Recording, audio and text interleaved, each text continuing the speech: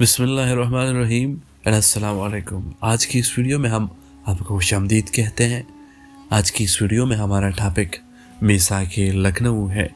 آل India Muslim league کے سیاسی اہداف میں تبدیلی بہت اہم واقعہ تھا۔ اس نے قائد اعظم کی مسلم لیگ میں شمولیت کی راہ ہموار کی، جو بیک وقت کانگریس کے بھی رکن تھے، جس میں وہ 1913 عیسوی میں شامل ہوئے تھے۔ ہندو مسلم اتحاد کے سخت حامی ہونے کے ناطے قائد اعظم نے کانگریس اور مسلم لیگ کو قریب لانے کے لیے اپنی حیثیت کا استعمال کرتے ہوئے ہندوستانیوں کو درپیش مسائل کی بابت میں کام شروع کیا۔ دونوں جماعتوں نے 1915 اور 1916 کے سالوں میں ایک ہی وقت اور ایک ہی مقام پر اپنے سالانہ اجلاس منعقد کیے۔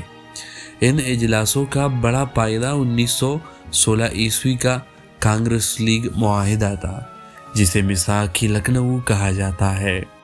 کانگریس نے مسلمانوں کے جداگانہ حق رائے دہی اور امپیریل قانون ساز کونسل میں 1/3 نمائندگی پر اتفاق کیا۔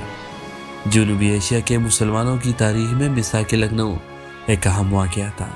یہ پہلی دفعہ تھی کہ کانگریس نے مسلم لیگ کو انڈیا کے مسلمانوں کی نمائندگی میں نمائندہ جماعت کے طور پر تسلیم کیا تھا۔